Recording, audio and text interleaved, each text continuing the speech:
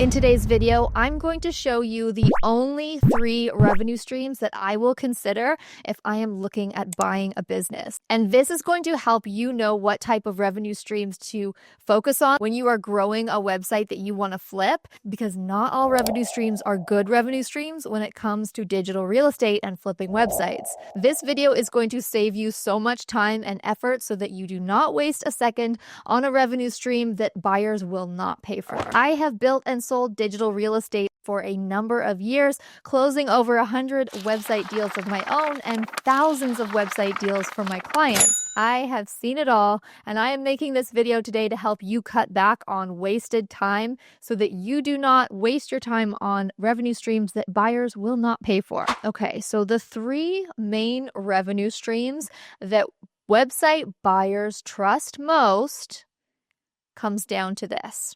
The first one is affiliate income. So affiliate commissions, this is one of the top revenue streams that website buyers like and will open their wallets to. So if you are running a website that earns from affiliate marketing, you have a website that is potentially valuable to a new owner. The reason this is because when a blog, let's use a blog as an example. When you have a website that has blog content like shoppable posts and reviews, things that are helping people make a shopping decision, it makes sense that you monetize those pages with affiliate links. If you are writing a blog post where you review your favorite ring light, for example, then you should always include affiliate links out to that brand so that people who come to your website to learn the specifications and the reasons why you love your ring light, they can instantly go and buy it based on your recommendation, and you get a commission for referring that sale. Why do website buyers like that? Because it takes a lot of time to build all of those pages. The fact that you have already created all of those reviews on your site and they can just acquire your site and take over all of that blog content, that is years and years of work that they don't have to do. They can just buy your site, take over ownership of the website and all of those affiliate brand partnerships, and they can earn from those articles moving forward. Another reason why buyers appreciate businesses that come with affiliate content, those pages can scale on their own simply by driving more traffic to them. They don't have to do any more work. So the buyer can just direct traffic to all of those blog posts that you already created that came with the business and potentially make more money just by having more traffic coming through. My tip here is if you are building a site to sell and you have affiliate content, make sure that all of your articles have very clear intent. So you have a problem that the person reading your article has, you're explaining it, and the solution is the affiliate product. Your affiliate content should be very shopper focused, be very helpful, helping people make an informed buying decision. That all looks really good to a person who is considering buying your business. Some red flags that I always want to tell people to watch out for. So if you are creating your site and you're hoping to sell it, make sure that your site is high quality. Do not use any spammy backlinks. Do not promote crappy products. Don't participate in random link exchanges, stuff like that. That's low quality. If you're going to be selling a business, make your business high quality, good articles. All of your most high traffic articles on your site should be what I call money posts. A money post is an article that is not just helpful, but it's also highly converting to sales. So it's helpful and it always leads the reader to become a customer, either a customer of you buying your digital product or buying the affiliate product that you recommend. And on the side of buying a website, whenever I buy a website that has affiliate content, I always go through it and I improve that content anyway to make it more of a money post. And I have a whole guide on how to create money posts. I'll tell you guys about it in a moment. The second monetization stream that buyers will pay more for when your site is monetized with this, digital products. Digital products are such a value add to a listing because if your business comes with a suite of digital products, Again, you're saving the buyer so much time by them not having to create all of that. And I'm talking small digital products like a PDF, a checklist, a small mini course. Things like that just add so much value to a listing. The third revenue stream that buyers will pay more for is display ads, ad revenue. I'm not talking about ads that you buy where you're paying for ads to show up on Facebook or something like that. I'm talking about ads on your site when you partnered with ad networks like Mediavine, Raptive, or even AdSense. And just like with the affiliate links, when your site is earning from display ads to a buyer, well, one, that makes your site look good because it takes effort to get approved in an ad network so they can acquire your website that is already improved with that ad network. But just like with affiliate links, the new owner doesn't have to do a bunch of work. They can just send traffic to your articles and potentially get more revenue from the display ads. And before I tell you the revenue stream to avoid, because buyers do not want to buy sites that are monetized that way, I know I said that there were only 3 revenue streams, but there's actually a 4th value add revenue stream that if your site has this, buyers are going to take notice of your listing. It's if your business comes with an email list. And it doesn't have to be an email list that is directly monetized, so you don't have to have a paid newsletter. But just the fact that your business comes with an email list with people who are interested in your content, this is huge to a buyer. This is an owned audience that, unlike social media where people can unfollow an account and you never have any way to know about them ever again, when someone signs up to your email list, you have their email address. You have direct access to contact them. And to a buyer, buying a business that comes with an email list is very much appreciated. And buyers will pay more for an owned audience. So if you don't have an email list, just like we were talking about creating a digital product, you can create an even more mini version of your digital product and put it up for free as a lead magnet. So when people sign up to your email list, they'll get it for free. Now here's the revenue stream that buyers do not want. Can you guess what it is? The content creators watching are not going to like this. The revenue stream that buyers do not want is if your website is monetized primarily through sponsorships and brand deals. I know, what?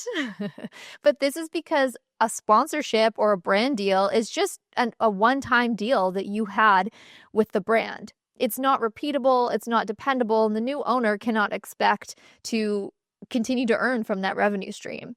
So my advice is if you are focused on selling your business this year, don't focus on getting brand deals. Don't focus on trying to get blog sponsorships. Not only do buyers not want it, but if your site is primarily monetized that way, many buyers will not even take that revenue stream into consideration. It won't even add to the valuation or the value of your site. Here's a good way to determine if your website is going to be valuable to a new owner.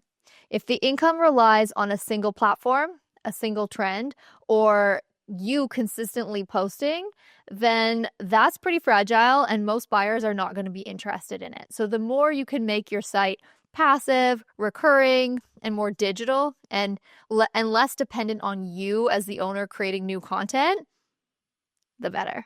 If the income is diversified and dependable, that is valuable. Now, here is how to determine the best model for your personality and your timeline. So, the fastest way to get your site monetized and going and ready to be put up for sale is if you focus on affiliate links first and then building your email list and then creating one simple digital product. Those things can really just ramp things up. If your site is getting enough traffic to be eligible to join an ad network, then 100% do that too. That is really, really good to add to the overall value of your site. Now, the second path would be for the highest valuation upside. Now, that would be if you have an email list, a growing email list, and a product ladder. So digital products, a couple of them, a digital product suite. That adds more value to your listing and it'll make it stand out. Or the third route is the lowest effort, lowest maintenance way to go.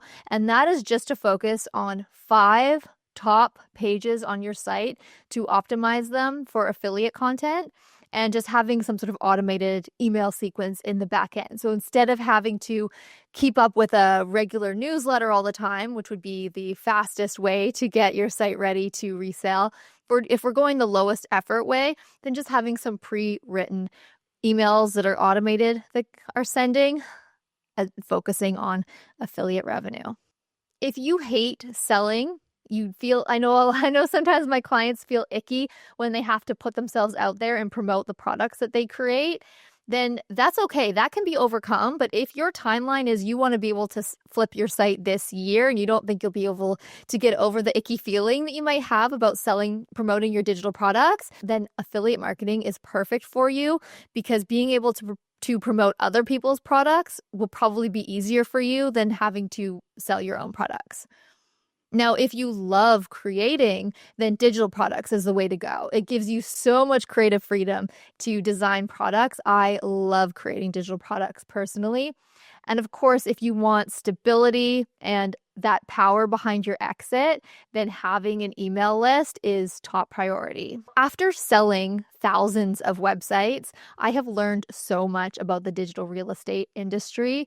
And I sat down today and I wrote out all of the essential first steps that a first-time website flipper needs to know.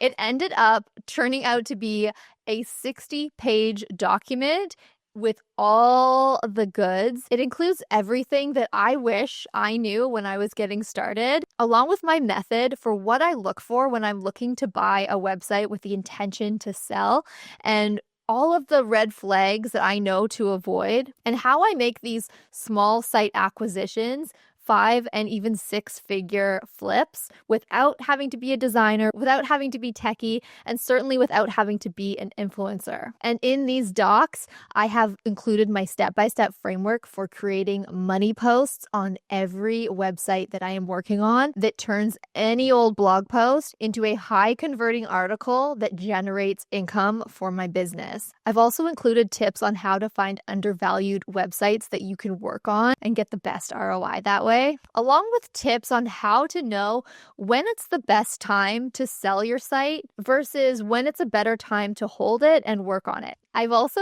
included a really fun bonus of 6 things that you can do to instantly boost your site's valuation. This is so handy if you are someone who is considering making your first website acquisition, or maybe you already have a website that you are hoping to sell this year.